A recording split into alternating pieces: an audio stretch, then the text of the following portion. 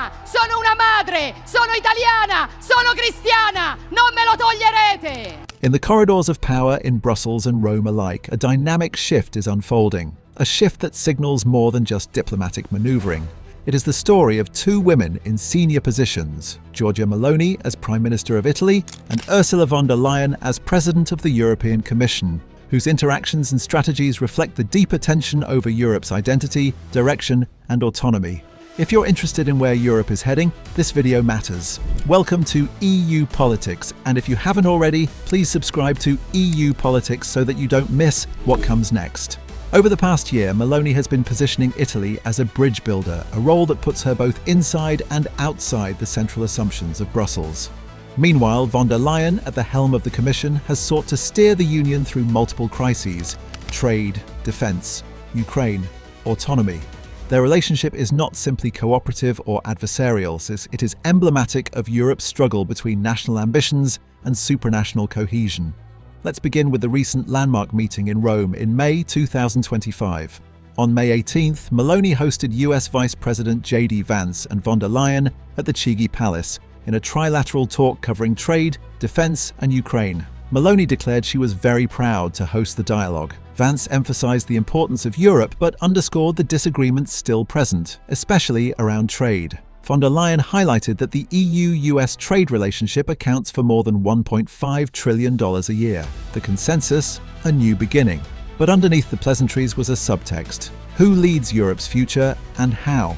In that meeting, issues such as defense investment, up to €800 billion over the next 4 years, as von der Leyen noted, were brought into sharp focus. Meanwhile, Italy and other member states were being asked to intensify defense spending and support Ukraine in more decisive ways. Meloni's Italy responded by emphasizing national industry, jobs, and practical timelines for the automotive, aerospace, and defense sectors. This brings us to a second flashpoint: Meloni's recent challenge to the EU's climate and industrial policy. Reports show she warned that a total ban on combustion engines could favor China, increase car prices, and cause mass layoffs in Europe. She argued that technology neutrality must be preserved, that European leadership in auto manufacturing must not be sacrificed in the name of rigid targets. That stance put her squarely at odds with the Commission's more ambitious green transition timeline. Von der Leyen, responsible for much of that transition agenda, found herself navigating between industrial pragmatism and green ambition. In effect, what we observe is a balancing act. Meloni has stressed national priorities: jobs, industry, Italian sovereignty, and Italy's role in Europe's alliances. Von der Leyen, meanwhile, has pushed a broader vision of European strategic autonomy, supranational decision-making, and shared burdens. When the two converge, progress is possible. When they diverge, friction arises. And friction, when sustained, can reshape institutions. We must now ask, what are the consequences of this relationship and of this tension for the future of Europe? For one, it highlights the deeper question of strategic autonomy. The US shift under President Trump, the war in Ukraine, the rise of China all show Europe cannot simply rely on its old frameworks. Von der Leyen's agenda to mobilize massive defense spending, diversify supply chains, and reduce external dependency is an answer to that. Meloni's caution shows the challenge. National economies and industry must not be collateral in this strategic reorientation. Another consequence: the internal power dynamics within the EU. Meloni's Italy, a large member state, asserting its industrial concerns and role in transatlantic diplomacy, forces Brussels to take account of national voices more directly.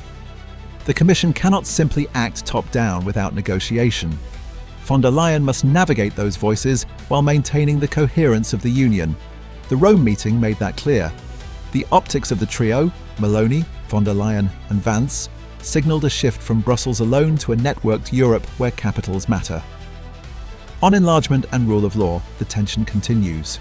Meloni's government has at times expressed concern about rapid expansion or increased regulatory burden. Von der Leyen's Commission, tasked with defending European values and norms, faces the hard work of balancing enlargement promise with institutional capacity. Reports show that the EU is now considering two-tier membership for incoming countries, potentially slowing down Ukraine's accession. Italy's voice in that debate, anchored by Meloni, will be consequential.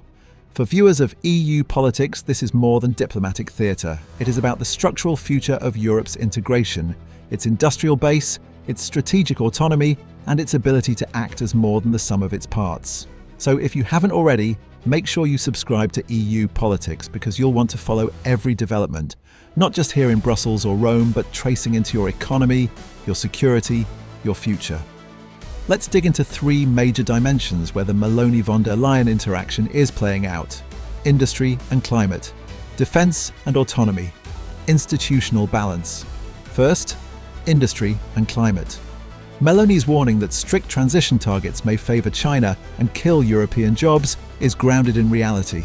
The European automotive and manufacturing sectors face immense pressure from global competition, regulatory burden, energy costs. Italy's vineyards, factories, ports cannot simply shift overnight without cost. Von der Leyen's agenda is that Europe must lead in green tech, zero-emission vehicles, renewables, and circular economy. When Italy pushes back, advocating synthetic fuels, flexibility, the Commission must decide whether to hold the line or adjust. That debate could determine whether Europe's industrial heartland survives or shrinks. Italy's concern: how many jobs will go? How many firms will relocate? The Commission's priority: how Europe retains global relevance. The tension lies in the practical versus the ideal. Second, defense and autonomy.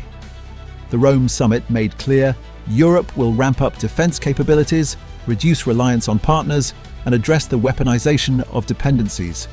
Von der Leyen's plan for multi-hundred billion euro investment aims to build European sovereignty in defense, technology, and critical supply chains.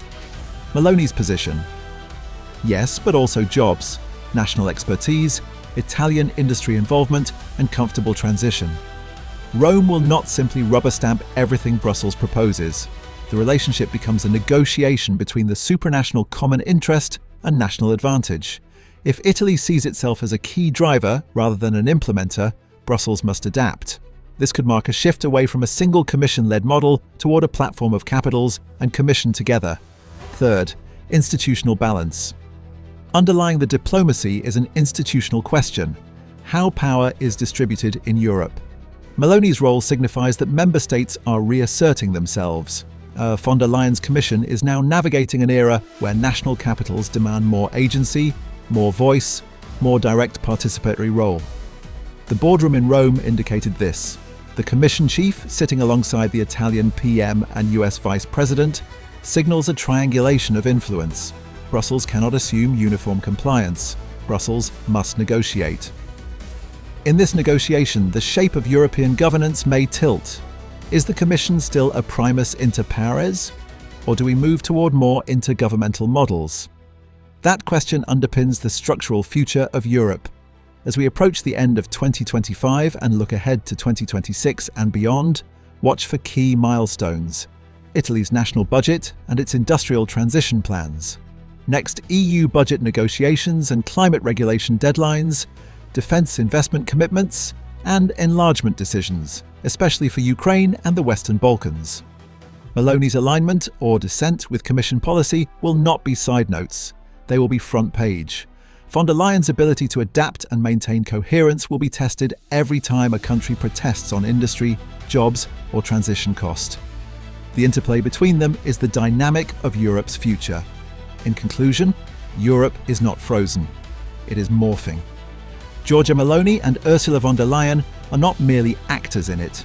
They represent two forces: national first pragmatism and supranational ambition. The interplay between them might determine whether Europe becomes more flexible, more national capable, or conversely, more unified, more strategic, and more globally competitive.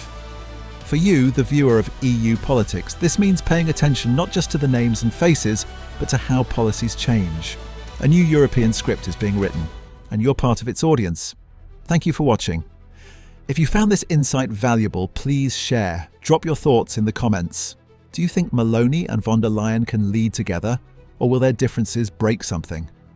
And of course, don't forget to subscribe to EU Politics for more in-depth coverage of Europe's biggest political shifts. See you next time.